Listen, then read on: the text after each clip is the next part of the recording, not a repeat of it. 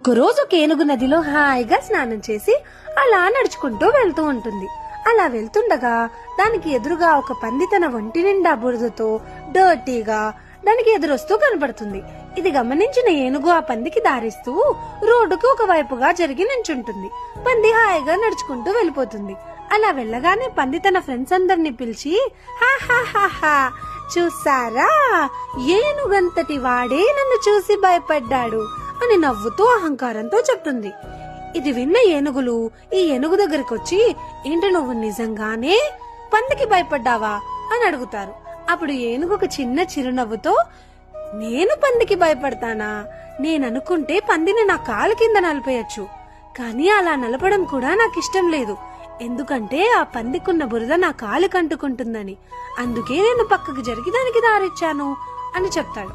Life లో కూడా అంతే, ఒక్కొక్కసారి నెగటివిటీ మనల్ని వెతుక్కుంటూ మన వైపుగా వస్తుంది.